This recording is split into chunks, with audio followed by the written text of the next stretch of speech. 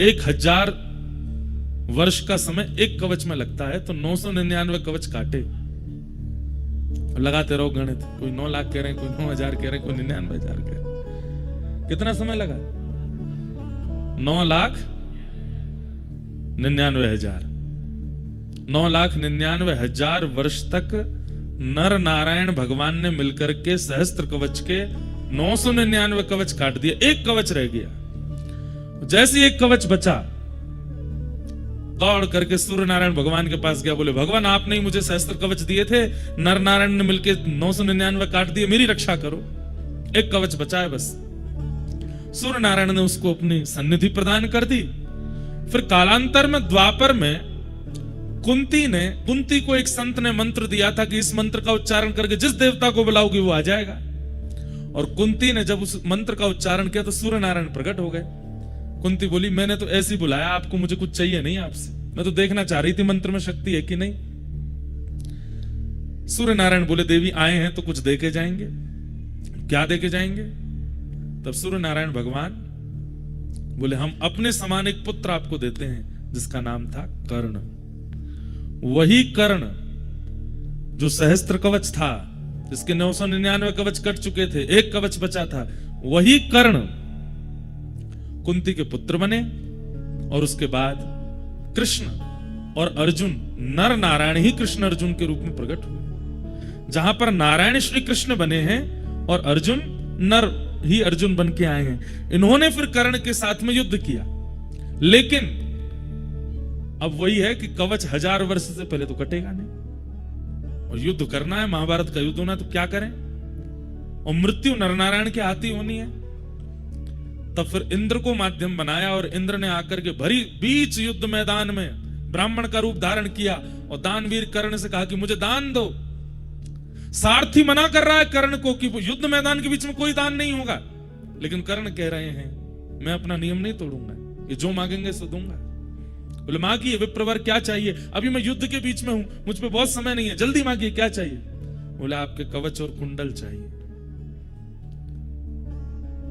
कर्ण समझ गए अब मेरी मृत्यु है, और उसी समय अपने कवच कुंडल विप्र को दे दिए, और सहस्त्र कवच का इतने युगों बाद जाकर के फिर संहार हुआ। तो वही नर नारायण यहां पर विराजमान है। इधर सुबह उठते ही सबसे पहले क्या करना है आप लोगों को? सूर्य नारायण भगवान को प्रणाम करो। उसके बाद ये पर्वत साक्षात नारायण भगवान है, इनको प्रणाम करो। ये पर्वत साक्षात नर हैं, इनको प्रणाम करो। इन दोनों को वंदन करो, नर नारायण। अच्छा एक बात, मंदिर में अभी कितने लोग दर्शन कर आए? हाथ ऊपर करियो। सभी कर आए लगभग? आप बता सकते हैं हमें कौन कौन है मंदिर में? पता ही नहीं होगी, चलो हम बताते हैं। एक तो बद्री विशाल भगवान का दर्शन ऐसा है कि बाहर आते ही व्यक्ति भूल जाता है क्या देखा, मुकुट ही मुकुट याद रहता है बस। मध्य में जो विराजमान है, स्वर्ण मुकुट के बिल्कुल मध्य में, वहां पर तपस्वी भेष में भगवान नारायण विराजमान है, तप कर रहे हैं। और तप भी कैसे कर रहे हैं? एक कूले पर बैठे, इतना भयानक तप कर रहे हैं ठाकुर जी, ऐसे बैठे। कभी सुबह के अगर आप मंगला के दर्शन करना चाहो तो कुछ 4-5 हजार की टिकट है, सुबह सुबह के अभिषेक का दर्शन होता है, उसमें सर्वांगीण अंग दिखता है, शालिग्राम मूर्ति है भगवान नारायण। ठीक उनके बगल में आप देखेंगे तो स्वर्ण मुख के रूप में साक्षात श्री कुबेर विराजमान है, क्योंकि उन्हीं का लोक है। यहाँ के लोग तो ऐसा भी कहते हैं कि पर्वत अंदर से खोखले हैं, इनके अंदर ही कुबेर लोक है। रात में ज्यादा घूमना नहीं, यक्षिणियां घूमती रहती हैं, पकड़ के ले जाती हैं। ऐसा बोलते हैं। तो उनके ठीक बगल में आपको दिखेंगे श्री कुबेर जी महाराज। कुबेर जी के इधर की तरफ आप थोड़ा सा आएंगे तो वहां आपको दिखेंगे श्री नारद जी महाराज। 6 महीने यहाँ पर दक्षिण भारत के श्री रावल जी सेवा करते हैं, और फिर जब कपाट बंद हो जाते हैं उसके बाद यहाँ श्री नारद जी मुख्य पुजारी हैं इस मंदिर के, इसलिए नारद जी विराजमान है। इधर की तरफ जब आप आओगे तो आगे की ओर गरुण जी विराजमान है, और पीछे हमारे भक्तों के अग्रगण्य श्री उद्धव जी महाराज, और हम ब्रजवासियों के अति प्रिय उद्धव जी महाराज बैठे हैं ठीक बिल्कुल। और इधर की तरफ देखेंगे तो 2 मूर्ति आपको दिखाई देंगी, वही नर नारायण भगवान है। ये समस्त दर्शन आपको वहां पर होगा। मैं आज सुबह अनुमान लगा रहा था जब दर्शन करने के लिए गया, 4 युगों का दर्शन होता है एक ही मंदिर में, और वो है बद्रीनाथ। देखना कैसे नारायण भगवान जो यहां विराजमान है उस सतयुग में विराजमान, तो सतयुग का दर्शन। नर नारायण जो विराजमान है वे त्रेता से विराजमान, इसलिए त्रेता का दर्शन। द्वापर में श्री उद्धव जी महाराज यहां पर आए, तो इसलिए उद्धव जी को जब देखते हैं द्वापर का दर्शन। और कलिकाल में यहां पर नित्य श्री नारद जी आते हैं, या फिर इसमें ऐसा कह लीजिए कि भगवान के स्वधाम गमन के बाद कलयुग प्रारंभ हो गया। तो जब उद्धव जी यहां आए तब कलयुग के प्रथम दिन चल रहे थे, तो उद्धव जी का दर्शन कलयुग का दर्शन है और नारद जी का दर्शन द्वापर का दर्शन है। तो सतयुग, त्रेता, द्वापर, कलयुग। सतयुग कौन? बद्री विशाल भगवान। त्रेता कौन? नर नारायण भगवान। द्वापर कौन? नारद जी महाराज। और कलयुग कौन? श्री उद्धव जी महाराज। तो 4 युगों का दर्शन होता। अब आप पूछेंगे इनका दर्शन का फल क्या मिलेगा? जैसे कहते हैं कि पड़ा त्रेता में जन्म लेना पड़ा, हम लोगों को लगता है कि तब जन्म लेना भी सार्थक होता है, पर नहीं, जन्म कभी भी लेना सार्थक नहीं। 4 युगों का यहां दर्शन करने से 4 युगों के जन्म जाल से मुक्ति है। अब आपका जन्म तभी होगा जब ठाकुर जी चाहेंगे, और ठाकुर जी कब चाहते हैं? जब ठाकुर जी स्वयं अवतार लेते हैं। भगवान कृष्ण बन करके आ रहे हैं तो आप में से किसी को चुनेंगे, सुनो तुम हमारी मैया बन के आना, तुम हमारे भैया बन के आना, तुम हमारी गैया बन के आना। तुम क्या बनो? तुम हमारे वस्त्र बन के आना, तुम हमारी वंशी बन के आना, तुम मुकुट बन के आना, तुम गोपी बन के आना, तुम सखा बन के आना। तो ये सब ठाकुर जी का परिकर प्रकट होता है जब ठाकुर जी की इच्छा होती है। ऐसे 4 युगों का दर्शन एक ही मंदिर में। नीचे तप्त कुंड है और उनके नीचे अलकनंदा जी है। यहां पर गंगा जी के इतने रूप क्यों हैं? अलकनंदा जी, रुद्रप्रयाग में जब आप दर्शन करोगे तो वहां मंदाकिनी जी, देवप्रयाग में दर्शन करोगे तो भगीरथी जी। ये अलग अलग रूप क्यों है? क्योंकि शिव की जटाओं से गंगा जी प्रकट हो रही हैं, और हिमालय की पूरी श्रृंखला शिव जटा मानी जाती है। तो जब गंगा जी प्रवाहित हुई तो आप सब भी स्नान के लिए जल डालते हैं, तो यहां से इधर से सब जगह से आता है। तो शिव जटाओं में से जब गंगा जी प्रवाहित हुई तो एक यहां से गई हैं, वो श्री अलकनंदा जी बन गई हैं। एक दूसरी तरफ से पहुंची हैं तो वो मंदाकिनी जी बन गई हैं। और फिर वहां वहां जो जो क्रियाएं लीला हुई उनके हिसाब से इनका नाम पड़ता चला गया। जानु ऋषि पी गए थे, कान से प्रकट किया इसलिए जाह्नवी पड़ गया। भगीरथ जी लेकर के आए इसलिए भागीरथी पड़ गया।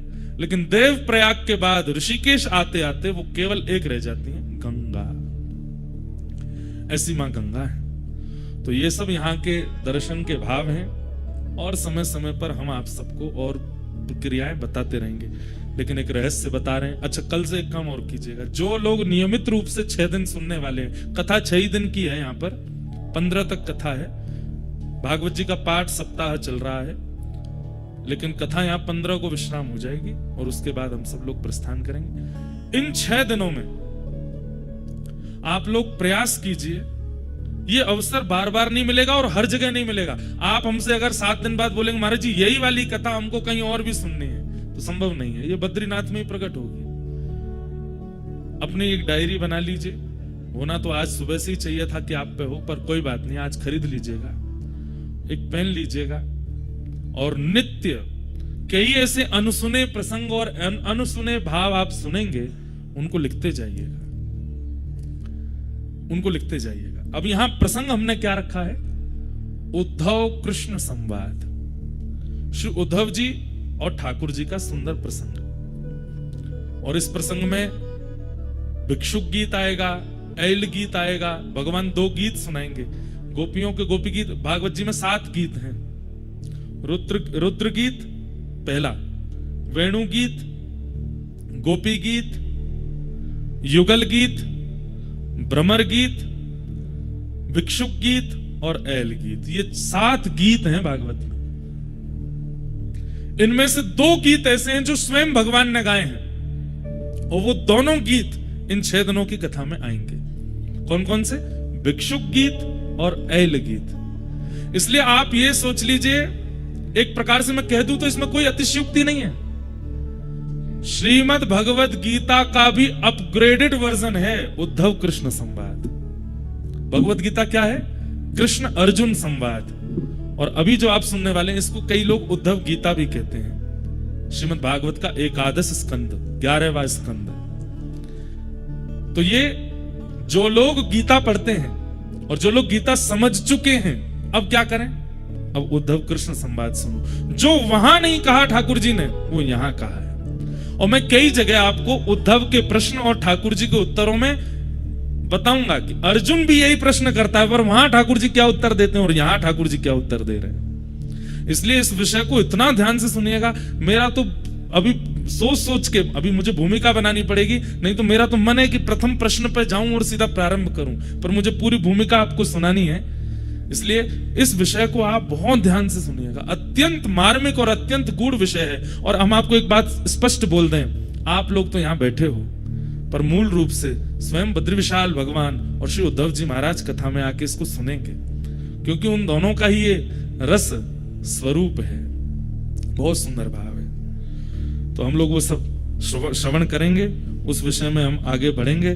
कुछ पॉइंट्स में लिख करके लाया हूं जिससे मुझे आज की भूमिका को प्रकट करना है। सबसे पहली बात,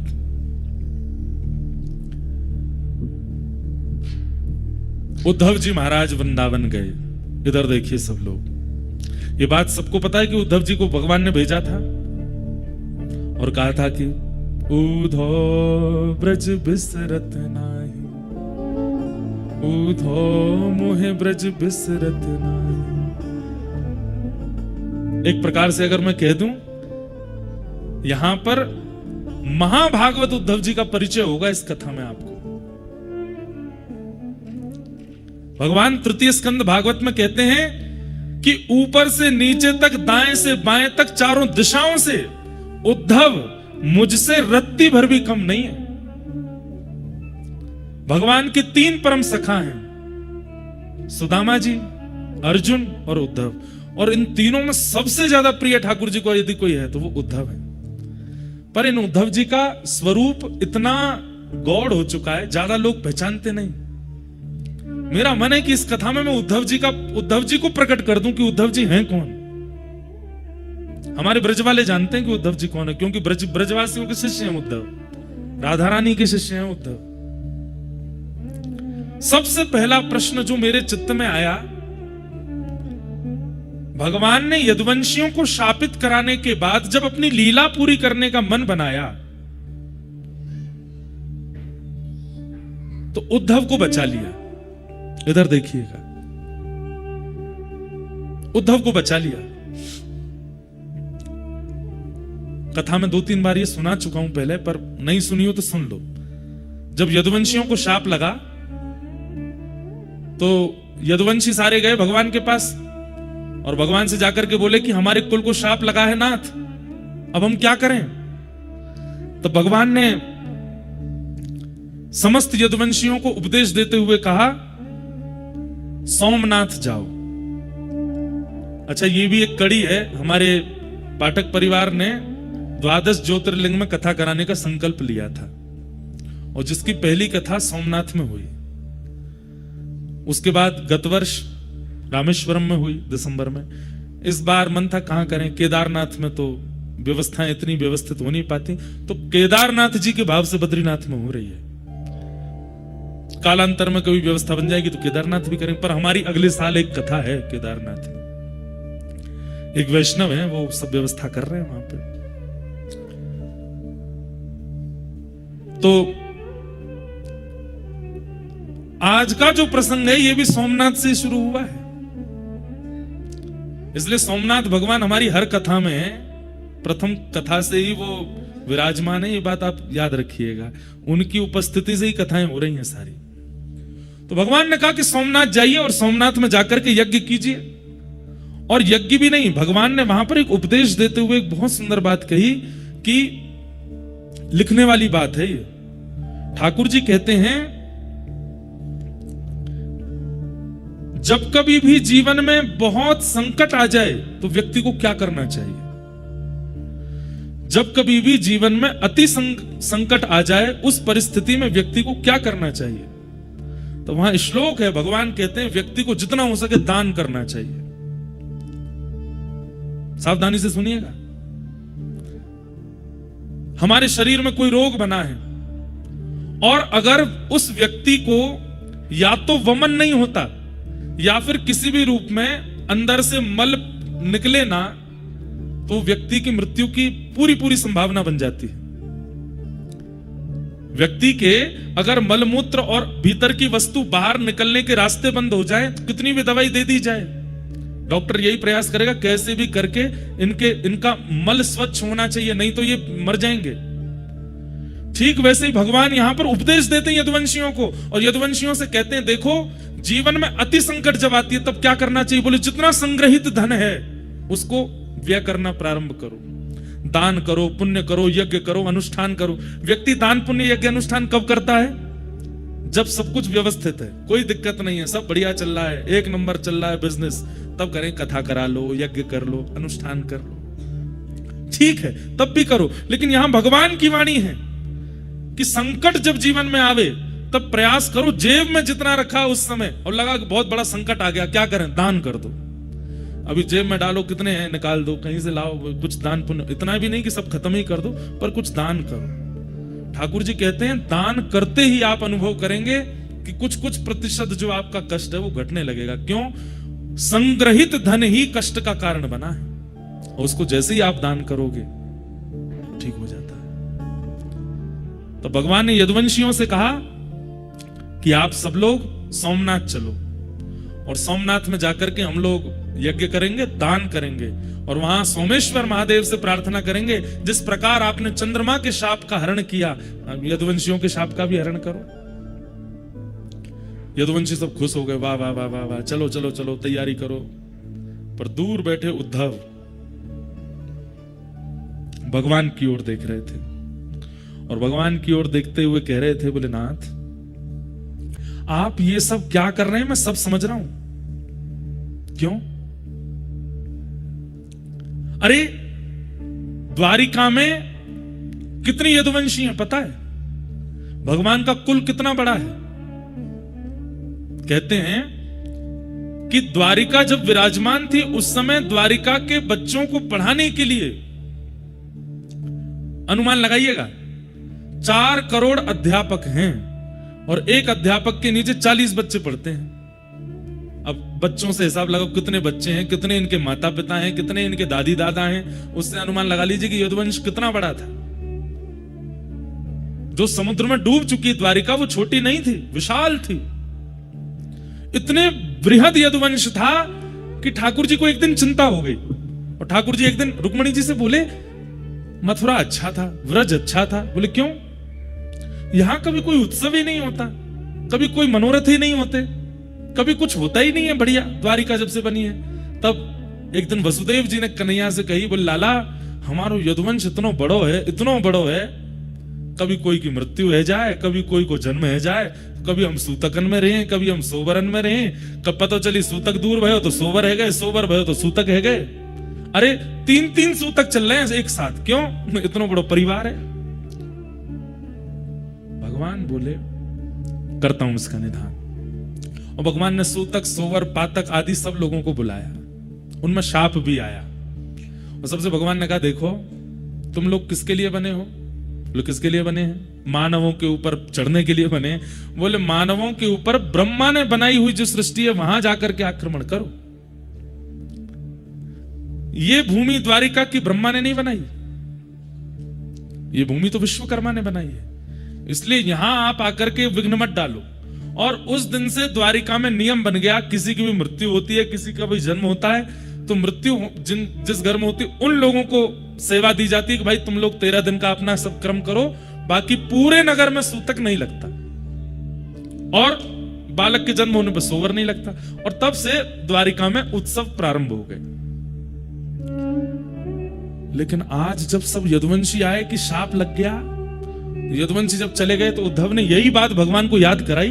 बोले आपने ही सबको बुला करके कहा था यहां पर कि ना सूतक लगेगा, ना पातक लगेगा, ना शाप लगेगा, ना आदि आदि। भगवान ने तुरंत उद्धव का मुंह बंद किया, चुप, बोलना नहीं है बात, कोई सुन ना ले।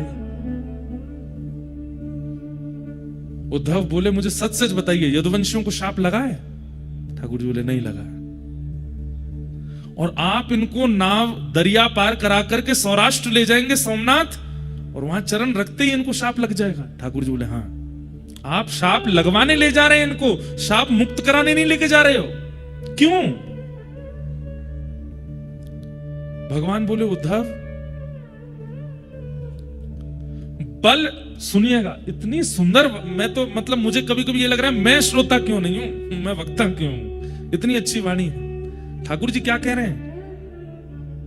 उद्धव, बल अगर पराधीन है तो वो वही बल राक्षस बन जाता है। इसलिए बल सदैव किसी के अधीन होना चाहिए। यदुवंशियों में बल है, पर ये धीरे धीरे धीरे धीरे सब पराधीन होते जा रहे हैं, ये मेरे अधीन नहीं है। और एक दिन ऐसा आएगा कि यदुवंशी अपने बल की पराधीनता से पूरी पृथ्वी का भक्षण कर लेंगे,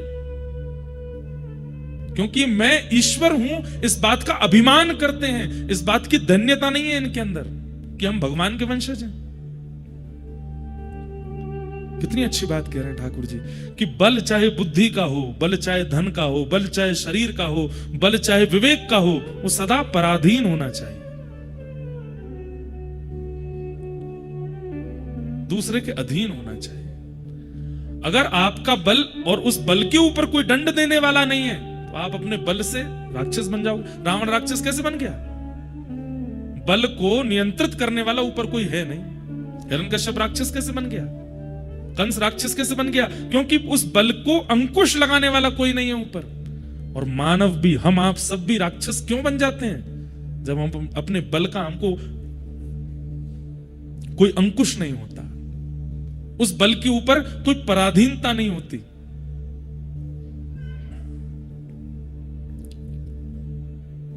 भगवान बोले इसलिए यदुवंशियों का नाश होना जरूरी है उद्धव, और मैं इन लोगों को लेके जाऊंगा, लेकिन तुम नहीं जाओगे। क्यों? मैं भी तो यदुवंशी हूं, मैं क्यों नहीं जाऊंगा? तो भगवान बोले उद्धव, कोई तो एक रहना चाहिए ना जो मेरी भक्ति का, मेरे भाव का, मेरे ज्ञान का, मेरे धर्म का आगे तक प्रचार कर सके। और फिर इसी विषय को ठाकुर जी यहां उद्धव के चित्त में विरक्ति आवे, भक्ति आवे, त्याग आवे। और वो कैसे आएगा?